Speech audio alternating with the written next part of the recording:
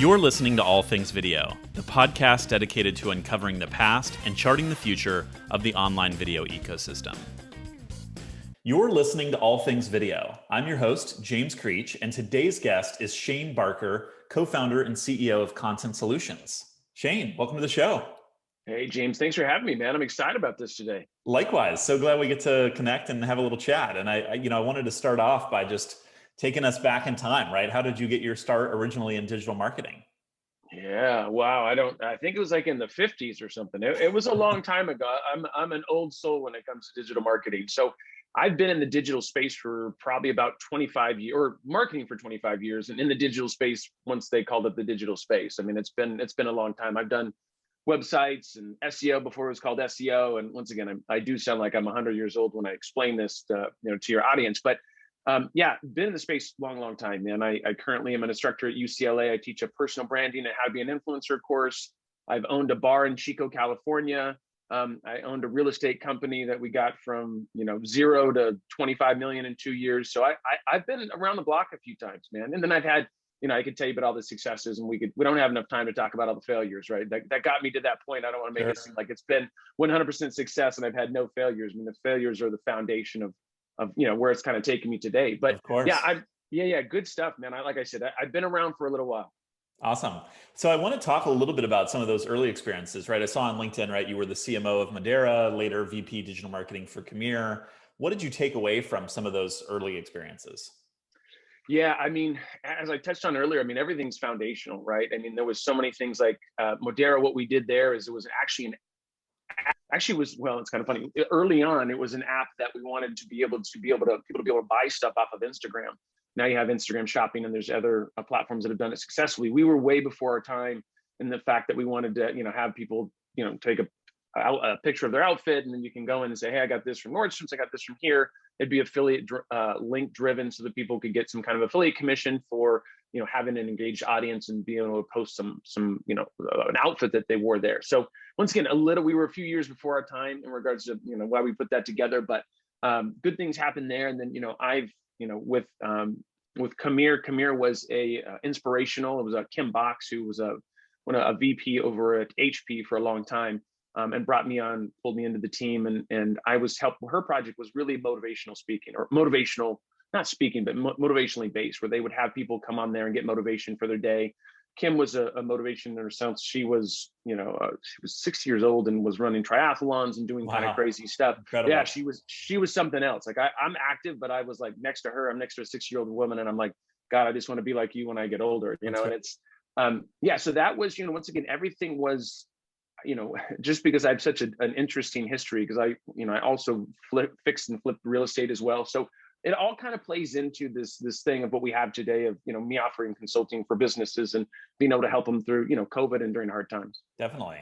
Right. So in 2017, you co-founded your business, Content Solutions, a creative agency focused on digital strategy and content marketing. So what inspired you to launch that business?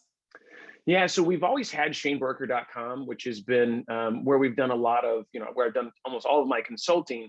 We kind of realized we kind of needed a digital agency to be a part of that. So what we did is we built Content Solutions. We also have atrock.com is another one that we built. And really the idea of that was to do managed services before it was just consulting and helping clients. And we said, hey, there's the other side of this, where people saying, hey, we want to work with you. Like, how can we work with you on a I guess, a more intimate level? And we said, wait, so we opened the agency. Very cool.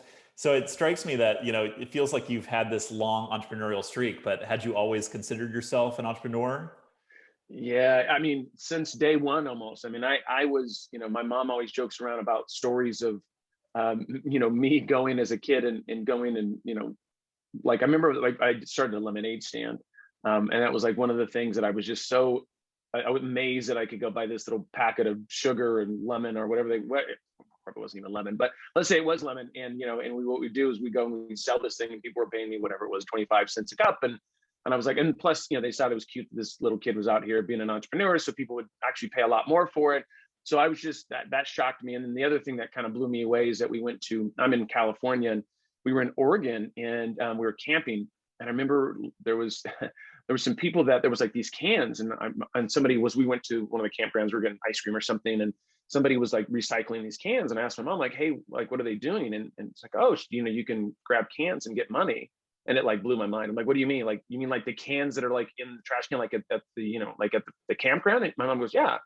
So I lost my mind and went back to the campground and started collecting cans. And it was like embarrassing my mom. I was like, what are you doing collecting cans? And I'm like, it's money. Like, Yeah. why would you not be collecting? Why are you not Uh-huh. collecting cans? That's my Yeah. question for you. Yeah. And so I went and I started grabbing these cans. And once again, much to a little bit of my mother's dismay, because then we looked like the homeless, Sure. people hanging out in the campground. But I didn't care. And so I went, and my mom was a nurse. So I think she might have given me gloves to be good, Nice. dig into a trash can. Yeah. But yeah, I went and cashed that thing in and made whatever, $1 or $2. And it blew my mind. I was like, wow, there's ways to make money out here. And I was young. And then we would also go, I also remember, do you guys remember the newspaper stands that they used to have? Uh-huh. I used to always go up and put my finger in there and try to see if there was change. And next people would leave their change and forget about it, change from $1. Yeah. So I've always been very infatuated with money. Like, it's always been like, how can I make it? And when I was younger, it was younger as in, I'll call myself Shane 3.0. So Shane 1.0 is very much, hey, I want to be a millionaire. I want to do this. Mm-hmm. Shane 3.0 isn't, I'm not as, money is money, but I have different visions, different things that I work on now. But when I was young, I was money motivated for sure. Yeah, definitely. Wow. And what was the hardest part of being a first-time founder, whether it was, Shane Barker Consulting, whether it's, the creative agency or the real estate stuff that you've done, what was the hardest part about that journey? Yeah, I think the hardest part is, there's a number of things, but I think finding clients, right, is always the challenge in the beginning. Was like, hey, new person, didn't have any kind of thought leadership, wasn't writing for the sites that I write for now, didn't have any background. And so I said, except I had my own businesses. So there was some history there. And that was the hard part, is like going and telling people, hey, like, I know what I'm doing. I've done this before. And they're like, yeah, but you look young and this, that, and the other. And I'm like, okay, I appreciate you telling me I look young, but I do have a little bit of, history here. And so that was always the hardest part, is like trying to get people to convince me as the young guy on the block to come and help them with this thing called digital marketing. And the other side of it is, even now more and more people are obviously doing more digital marketing. But back then, digital marketing was like this. What do you mean digital marketing? Like, this was this weird thing called the internet, and people go on this thing called Google, and they put in these things called words. And, there was no, like, I was trying to pitch things really early, and people were like, I don't understand. Like, what do you mean you want to get me at the top when people are looking things up? I don't really get what the premise of this is. And so it took a lot of education, for me to, and that's initially why I started the blog at shanebarker.com, was like, I'm going to educate people. I need to educate people on what I'm seeing and what's going on in the industry, and just offer free value. That was the goal, is to say, hey, I'll show you what we've got going on and kind of educate people. Yeah. And that's been a big shift, right? Philosophically, in terms of marketing strategy, a generation or two ago, you wouldn't share your best practices, right? The secret sauce, right? It's all about keep this, use it to your advantage and exploit it as much as possible. And now the philosophy is, be as open as you can, use that as value creation, share the secrets, that brings people in. It's all about building, that content and marketing funnel, but that's kind of a new concept. It was, man. When I started the blog, I think probably 9 years ago, and people were looking at me like, you must be on drugs or something, or been drinking too much. And I'm not saying that I didn't drink too much. Let me take that back. I was probably pretty drunk. No, I'm just kidding. I wasn't. But no, it was like, all joking aside, it was something that people were like, why are you telling everybody? Why are you telling the world what you're doing and what's working, what's not working? Like, it really kind of like, I had marketers that reached out to me like, why are you doing this? Like, what are you? You're blowing up the spot, man. Exactly. That's exactly it. It really was. It totally was. Is they were like, hey, this is awesome. You want to why don't you just tell us what you're doing? Or why don't we just share things in an inner group? And I was like, yeah, because there's a lot of people that need help. And I was always saying, my thing was, if I'm learning something, I feel like I'm doing a disservice if I'm not educating people on what I'm doing and whether it's working or not. Yeah. And one of the big areas that you've been focused on, right, in that digital evolution is influencer marketing, right? You've worked in influencer marketing now for close to a decade, and obviously that term has changed and evolved over time. So I'm curious, over that lifespan, what are the biggest changes that you've observed in the influencer marketing space? Yeah, I think, in the influencer space, because when I started off, it was the beginning. It wasn't even called influencer marketing. It was just, people that had a good social media following and had an audience there. So what we've realized, and what's been nice to see over the years, is that I think brands and influencers are getting more used to working together. In the beginning, there was this thing of, hey, I'm doing influencer marketing, and brands were pitching influencers, and influencers were asking for crazy pricing and brands were offering crazy amounts they were paying, but there really wasn't a lot of reporting. There really wasn't a lot of education on, is this working or not working? I mean, I will tell you that most of them were working because influencer marketing was a new thing. So if you're doing influencer marketing, there was still this thing of, I've heard of it, I think it's good, but yeah, we were getting some money that's coming in from it, so it must be going well. But there was no like, how do we know if we're working with 20 influencers, which of the 10 influencers are moving the needle and bringing in money and which 10 aren't?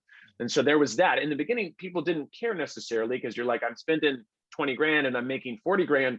That's awesome. You can go to the higher ups and say, hey, good things are happening. But for me as a marketer, it used to drive me nuts because I'm like, well, that's awesome, but I know that there's 10 people that are doing well and there's 10 people that aren't. And why is that? We didn't have, and like when I started doing this, once again, I sound super old when I explain this, there wasn't tons of softwares, right? There wasn't all these softwares you can go and look at influencers and look at their demographics and look at past campaigns they've done. I mean, that's all within the last probably 5 years, 6 years. And so in the beginning, it was like an eyeball test. Like I would stare at a profile and go and look at it. And I would say, yeah, I think they're going to be a good influencer. And they would say, why do you think that is? And I would tell them the 10 factors in my head the reason why I thought that, but we didn't have, analytics. I mean, now you have, Hype Auditor and you have all these programs you can go and pull information on somebody and find out, their brand affinity and who they've worked with and how many times they've mentioned things, other people that like their content, similar influencers that are like them. There's a lot of information out there, which is awesome. It helps the brands and consumers to be able to be more educated on making good decisions. That's exactly why we got into that business, right? I mean, I was one of the dinosaurs running the campaigns in the old days with screenshots and spreadsheets and eyeballing stuff and saying, how does this look right? Or how do we figure this out? And it's just so much work that we said, we got to start building some tools around that. And that was the inspiration behind Paladin. It's like, obviously we're not the only ones banging our heads against this wall. And clearly the influencer space has transformed in the 5-6 years since, as you mentioned. But there's a couple other things that have struck me about the changes, right? One of the big things is early on, as a creator, right, as a personality on a platform like YouTube or Instagram, it was kind of viewed as selling out, right, to do branded content, right? And the notion around that has changed so much. Now there's this idea of kind of online patronage, and fans are more understanding. It's just kind of welcome and accepted that, people create content and this is their job. It's how they make a living. And therefore, I'm happy to watch an ad, or I'm happy to see that they've got a branded integration, and I'll support that company because they're a trusted source and I'm interested maybe in this product. But that was a pretty fundamental shift, right? That was a pretty significant change. Yeah, it was huge. Yeah, because it was a situation where if you're doing, people were doing, branded content, but just weren't saying that it was branded. They weren't telling anybody that what they were doing. And the FTC obviously didn't like that and wanted to put, some regulations in place to stop that. But yeah, I mean, now people don't really necessarily want to be called influencers. They want to be called creative content creators, right? Depending on what you create. So, and I love that. I love the fact that they have their own space, and we have, there's OnlyFans and there's Patreon and there's all kinds of these softwares that make it so that you can go and you can create your craft, and you don't have to go and charge, $10,000. You can charge $10 a month or $20 a month, and you're getting some kind of information, some value trade there. And I love that. I think that shows that, that way people, I mean, what I love about it is you don't have to have 10,000 people on one of these accounts to become, an influencer or make it a full-time career. And that's what I think is kind of changed. Before it was like, hey, this is kind of a side gig. I'm taking pictures on the weekend. I'm doing some video work. And then all of a sudden it's this thing of like, hey, wait a second, maybe I can make a career doing this. And I mean, that's, with the curriculum I created with Amanda down in UCLA is exactly that. Like we really were, giving in LA another, all the kids out there that told their parents they were going to become famous and they were actually working as a waiter in a restaurant now have two opportunities. They can either be an actor or they can be a content creator. So we're just keeping the dreams alive in LA. That was the goal out there. I love it, man. So let's talk a little bit more about the work that you do as an instructor at UCLA. And obviously, yeah, it's a dream for a lot of people to build a career focused on their creative passions. And it's amazing that now through technology, all these social platforms, you can facilitate that, right? The barriers have come down. There's not as many gatekeepers, and the monetization opportunities for creators have fundamentally changed, right? That you don't just have a reliance on passive advertising anymore. There's, of course, brand deals too when you get to a certain scale, but you've got, tipping, right? For live streaming platforms like YouTube and now, like Twitch, and then YouTube's rolling out Applause. You've got the patronage models and the fan support models through Patreon, and even some direct platform options for like Twitter launching super follows. So, the monetization potential for creators has expanded, diversified so much in the last few years than it did in the early days. how do you speak about that, or what are the things that you're teaching, the students in your courses?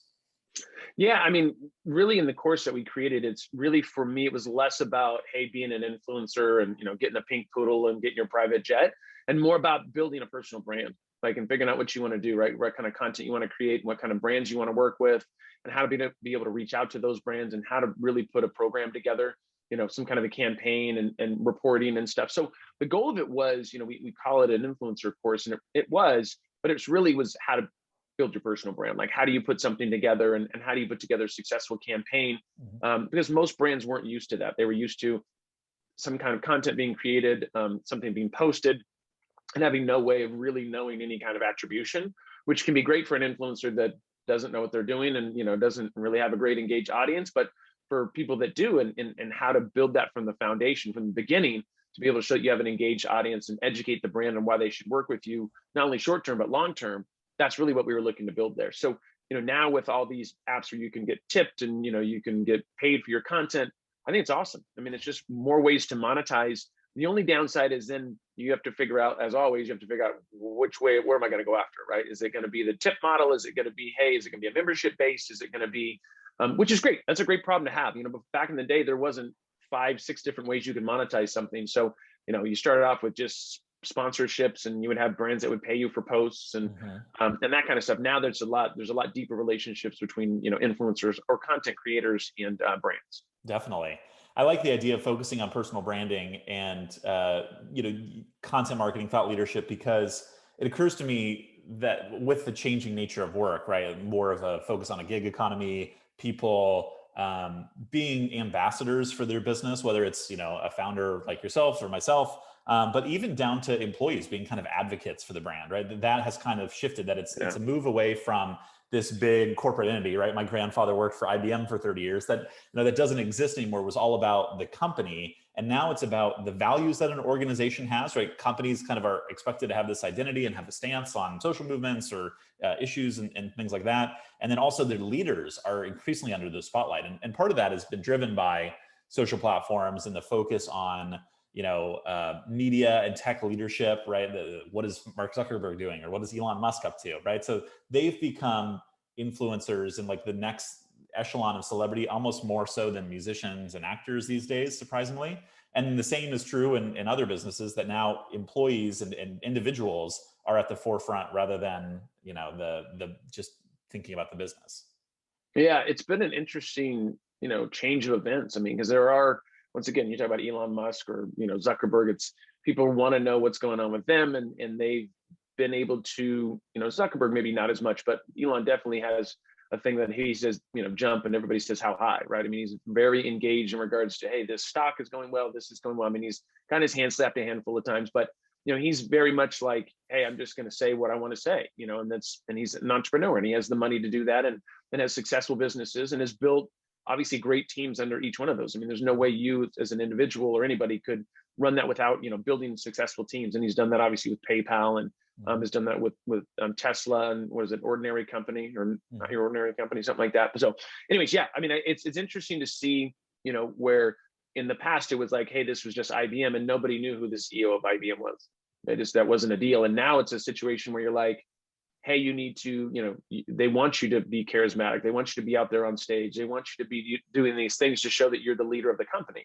Warren Buffett being a great example. Like he's, he's out there. Now he's not on probably social media all the time, but he is doing interviews and he's talking about stuff to show that he's a leader, and that he's the person that you want to follow. Well, he has a pretty good history of picking the right stocks last time I checked. So that's probably why they follow him. But it's interesting where it's, I do know that if you're getting interviewed for certain positions at certain jobs, that is one of their things is, it's like, hey, can you bring, can you move the needle with your audience? Can you, what do you bring to the table? And it's the same thing with actors. Like I've seen that with negotiations we've done with actors contracts, like the social media side of that. Like you have, The Rock as an example. The Rock has the own things that he negotiates for his movie, but he's like, hey, if you want me to promote it through my audience, like that's a selling point. Like his asking price was, let's say, $10 million. Now it can be 20 to 30 to 50 or whatever it is, because it's social following, how engaged they are, and they know that's going to move the needle.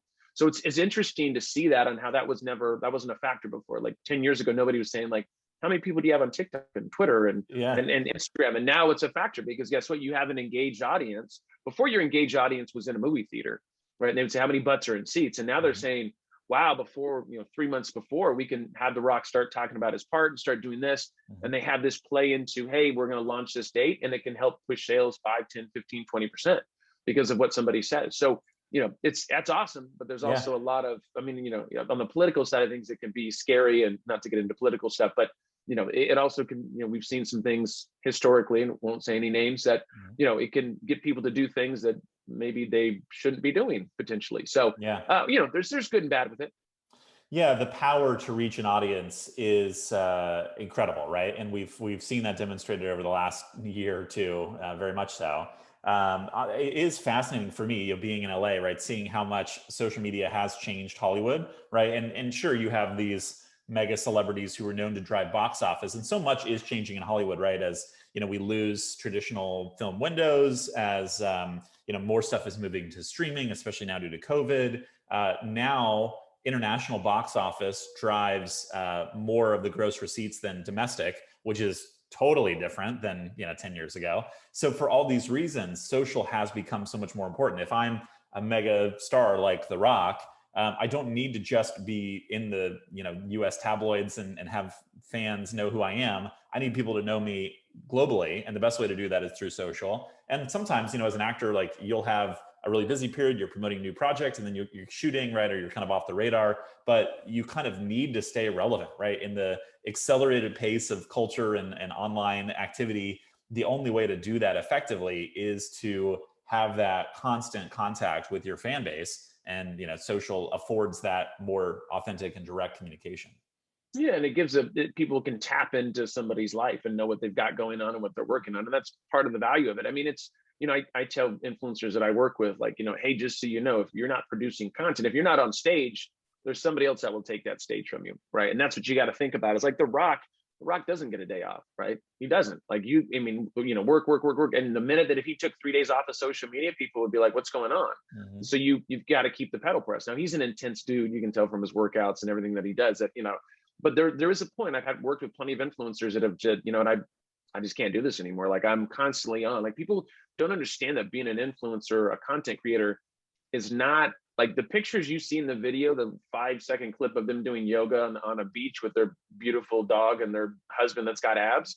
Like, that took a while to get that picture, like, or that content. It's not let me just go take a quick picture and it takes 7 minutes and now I'm out enjoying the rest of my life, my perfect life and my, pink helicopter or something. Like, that's just, it is work, and it does take time. And that's one of the things that UCLA is would, talk with the students is like, you guys have to figure out how to make your own personal brand, right? And it's not going to happen overnight. Like, you're not, like, whatever you see, it's going to be work. It's going to be a lot of work. You have a lot of influencers say, I'm just tired of, putting on this show or talking about my family or my relationships or anything. Like, we one influencer's like, she had like 6 boyfriends in like 6 months, and she was telling everybody about it. But the problem is so then people start to go, oh, like, are you crazy? Anyways, it just, when you're in the public eye, yeah, you've got to be really careful because you're sharing everything. I mean, think of the Kardashians as an example. Sure.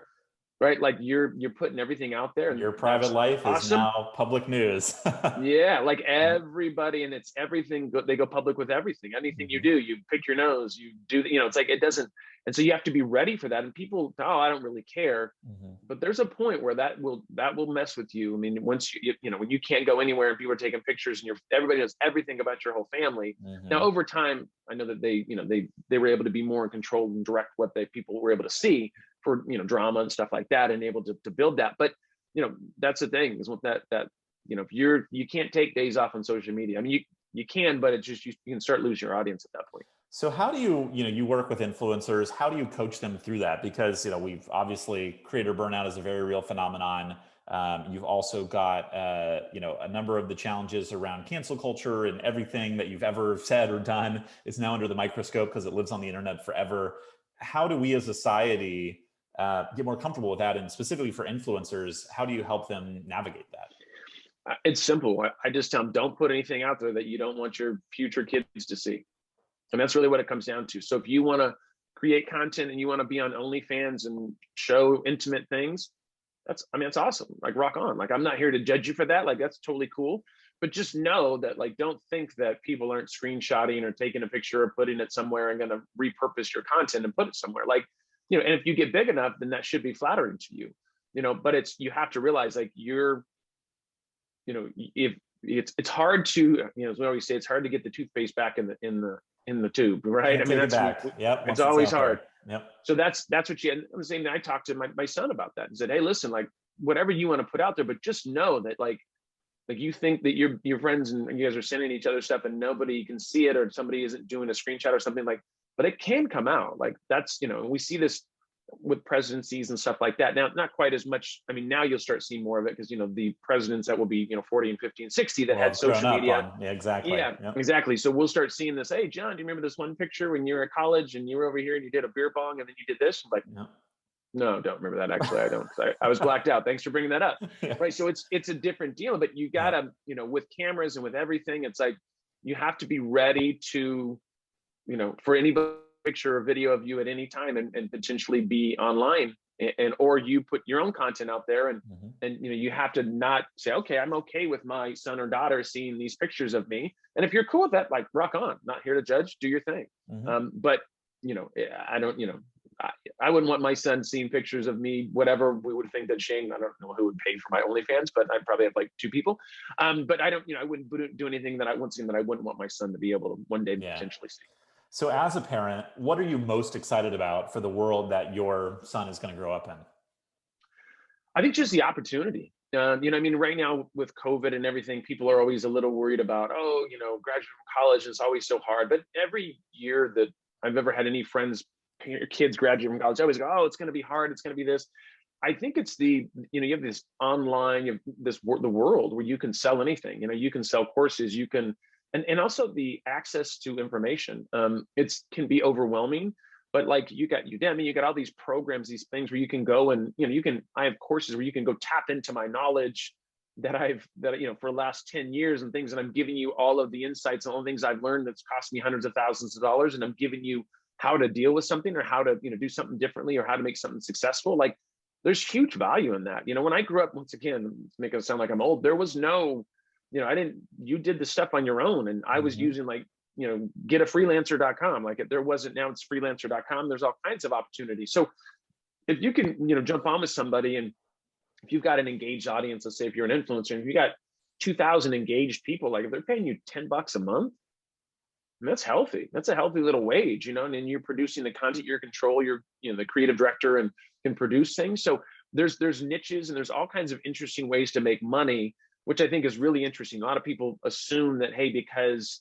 like, my history, like, nobody wants to know what I've done, or, I can show people how to do this, but nobody really cares. Well, but there is value in that. There's value in what you've learned, the history that you have, and people are willing to pay for that. You just have to build that audience. And so that's what's exciting to me, is that it's kind of the world is your oyster. And I hate to use that, it's very cliche, but there's just a lot of opportunity out there. And I think it's, you just got to figure out how you want to, monopolize on it. Absolutely.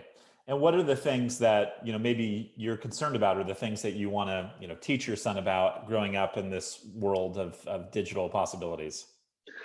It goes back to just, once again, like we talked about, it's like, just, be careful what you put out there. I mean, whatever you put out there is out there. It's very hard. I believe it was Axl Rose that paid all kinds of money to try to get all kinds of stuff deleted off the internet, a lot of money. And it doesn't fully work that way. I mean, it does, but it doesn't. Like, it takes, it's so I would just, the exciting, I guess the scary part is that is that I think that it also, like, the social side of things can be difficult on people with, bullying and stuff like that. Exactly. Not a huge fan of that, of, like, seeing people that are putting out genuine content and saying, how they feel and things that are going on, and people are, oh, you're stupid and you're dumb or whatever. And it's like, I'm not a big fan of that, because everybody has their story, and, we don't always know what people are dealing with in their life. And it's important to be understanding and be more supportive. But, we've seen, in the last, not just the last 4 years, but we've just seen a little bit of a disconnect in the country. And so I'd love to see that hopefully social media can bring people back together and celebrate what we have here in America, and also be more positive. I'm a very, very positive person. And I'd just like to, I'm more about the positive vibes and, totally. And good things happening. So that's what I'm hoping for. I'm hoping more good things in 2021. Yeah, likewise. I love that. What's something new that you're experimenting with? Is there any, cool new stuff that you're excited about or testing out at the moment? Yeah. There really isn't anything I mean, we're doing a lot of interesting things with content, like just Mhm. trying to see what we can do for distribution of content and creating like more content, content like repurposing of content. Mhm. So that's kind of interesting. We're doing some interesting SEO stuff where it's kind of there's a deeper evaluation into backlinks and the quality of backlinks and the kind of content you create and what is going to resonate well with Google, which is constant battle. We're always fighting Google for try to get to the #1 spot for keywords and stuff. So yeah, we got some interesting stuff going on there. I've been doing my podcast, like I said, for about a year and a half, 2 years now. So that's going well. We're That's awesome. just So tell people just more about your podcast. How'd you get into that? yeah. So that was, I mean, we worked on it for about a year's time, and we finally launched, and we just cracked number 32 for business Amazing. podcast. Yeah, through Cool. Apple. Yeah, so excited about that. It's been a long time coming, but it's fun. My thing is I enjoy interviewing and talking with people. Obviously, so we're talking here today, and I just like to have a good time and meet new people. And Mhm. now we've been able to monetize it and be able to make some money from it. So that's been great. But that wasn't my original goal. My original goal was just to talk with cool people and Yeah. and have some fun doing it. So that's always been my goal. Right on. Very cool. What's coming next? If you had to make 3 predictions for the digital space, what would they be? Yeah, I mean, it's going to be more. I mean, there's obviously going to be more apps. More people that are going to be creating apps. I know that I know it's interesting. I was just reading something about a lot of people. There's like a lot less credit card use. I mean, maybe not credit card use, but what they're doing is a lot of the pay later apps are coming Mm. out. So I think that's kind of Klarna interesting. just had a huge valuation. Yep. Huge, yeah, yeah, and Mhm. that's kind of the thing is like, hey, you can pay later, which is Mhm. kind of credit card situation, but it's not. So I think that was interesting. And then I think in the influencer space, there's going to be a lot more like projects where people are going to, like agencies that are actually going to have 10, 20 actual influencers, kind of like a music, like let's say Interscope has their artists. There'll be agencies that have these certain influencers. Seen over the last few years, but we'll see more of that where people are coming in and they're hoarding the influencers and saying, hey, we're all in the nature space. These are the 25 biggest influencers, and we cover YouTube and blogging and TikTok and all this kind of stuff. And they'll have more, like you'll actually have an agent and stuff like that, which is as the last few years has been happening anyways. I think that's going to be big. And then I think obviously podcasts have been really huge. I think we kind of jumped in. I feel like we jumped in a little late, even though it was 2 years ago. And I think podcasts are people are going to continue, especially during lockdowns and COVID and stuff. People were listening to sitting in their chairs a lot more and listening to podcasts and audio based mediums. So I think that's going to be big. I think it's going to continue. I mean, we saw this with Joe Rogan going to Spotify, and Spotify paying him $100 trillion or whatever they gave him, right? And then Michelle Obama, And same it's still thing. doing well. Spotify is saying, hey, this was a great deal for us. We're happy with Joe It's Rogan and the show's killing it. So, They're loving yeah. it. Yeah, yeah, yeah, yeah. It's like the more drama that they can get and all of the issues they have, whatever that is, it just brings more people over there, and Yep. that ties them into their platform. So I think once again, content creation. There's just going to be different ways that people are creating content. I think it's going to be an exciting 2021 and beyond. Hmm. So what do you think of, speaking of the audio space, like Clubhouse, and now you've got Twitter Spaces and rumors of a Facebook competitor? What is your thought on that space? Yeah, I mean, there's always more platforms to create more content. I mean, I jumped on Clubhouse. I haven't really like officially started using it. I had some friends reach out to me and say, hey, listen, we got some people on here. They're doing big things and they're not like thought leaders. So you should jump on here. And so I did, and I've got to jump on and figure out, what exactly that's going to entail and how that's going to fit in my content creation mix. Because, there's always more platforms. Like I could be on 50 different platforms, and, you could be a Gary V and, have a guy following you around all day long and do 80 different videos from it. Like, that's just not really me, like Yeah, I yeah, I need a little more time to myself. I mean, for sure. back in the day, it's like I just a little bit of division between family life and business. But I think, once again, Clubhouse would be something that I'll probably be jumping on. So if you guys are on Clubhouse, come join me. I think I've got like 1 follower over there or something like that. I'm Nice. crushing it, obviously. Maybe I'll do some here soon. We'll do a session together. That sounds like fun. There we go. Yeah, Perfect. make it happen. Yeah, I love it. Cool. So Shane, you've got the consulting, right? Your family stuff. You're, teaching at UCLA. You are blogging constantly for your site, and then also writing for various other publications. That's all awesome. What are your unusual talents? Is there anything that you're secretly world class at? Man, it's funny. So probably historically, last probably 7, 8 years, I wouldn't say this was it, but in the last few years, really building processes, because I have multiple companies, companies we didn't even talk about, that I that I run. And it's really building processes and building strong teams around that. So that's been something that's, a little bit of a secret power. And, all of my teams remote, like all my teams full time, but they're remote all over the world. Nice. So that's the other interesting thing, is it's all like driven through Slack. So I don't, I used to have an office here in Sacramento. I don't have an office here anymore just because of COVID and everything. But I think that also, I'm trying to think of another superpower or something like that. People would know about. It's totally random, nothing related to business at all.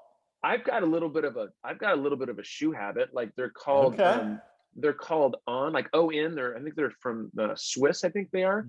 Anyways, I've got I can't even show you. I've got probably 20 or 30 pairs of them. Like my wife's she thinks I've lost my mind, and I'm not saying that I haven't lost my mind, but I've every color, every this, every that. And I was never a big shoe guy. Like I had some shoes, but I just went nuts. They're the most comfortable shoes, and they're not paying me to say this, and they're not a sponsor by any means. They probably should be at this point, but there we go. And I, that and watches. I've got a little bit of a watch affliction, which happened in the last few years. I won't go into how many watches I have. It's an expensive hobby, so watch dangerous. out. It's dangerous. Yeah, I should see a counselor, I guess is what I'm saying. Right on. Shane, if you were starting, a new business in the digital media space today, obviously you've got, so many businesses going on, as you mentioned, but for all the other entrepreneurs out there listening to the podcast, thinking about the white space, where do you see opportunity? What new business would you start today if you were, starting from scratch? Yeah, I would, trying to think if I was starting from scratch. I guess it really depends on how much money you need to make. I was showing my son this was a few years ago, and how you can go on to Fiverr and, find people that are providing services there and be the middleman. And easy enough stuff, like probably shouldn't give you the example of my son's because he's doing it. But, let's say, give you an example, like a press release, like somebody writes a press release for $50. And then if you go and you're in college and you sell the press releases for $150 or something like that, there's so many ways to make money, like little things, and this is really easy. I'm thinking stuff because I'm thinking of my son who's 21 years old, go on Craigslist. On the weekends, I'll go on Craigslist and buy stuff and resell it the next day. And I'm not gonna tell you what, because then I'll probably get all kinds of competition in Sacramento. But just little things like that. I enjoy the hustle of the idea of buying something and then reselling it, and making a little money. And I don't make 10 grand a weekend, but I make a little money here and there, and it's just kind of keep me busy instead of working 24 hours a day. It's let me break out and do a few things. So nice. So I think that's kind of interesting. Very cool. Shane, where can people find out more about you and more about all the consulting and other incredible things that you do? Yeah, you can actually go to shanebarker.com. That's ShaneBarker.com. I've got a newsletter there. I've got my podcast there. I've got my blog. That's what creates, probably get about 90% of my traffic comes to my blog. You can kind of see all the different things we've got going on there. And then you can reach out to me on any of the outlets. Instagram, it's just Shane Barker. Twitter's Shane_Barker. And then, LinkedIn is Shane Barker, and you can reach out to me anytime. Love it. Shane, thank you so much. I highly recommend for everyone listening to go check out your content. That's how I found you, right? I'm a big fan of the blog. We connected on LinkedIn, so I love the magic of the internet bringing us together. And so cool to hear about your story. I really appreciate you taking the time to share your journey and your perspective with us today. Hey, James, thanks for having me, man. I really appreciate it. Thanks for tuning in. I'm James Creech, and this has been another edition of All Things Video. If you like what you hear, we hope you'll share and subscribe for new episodes. See you next time.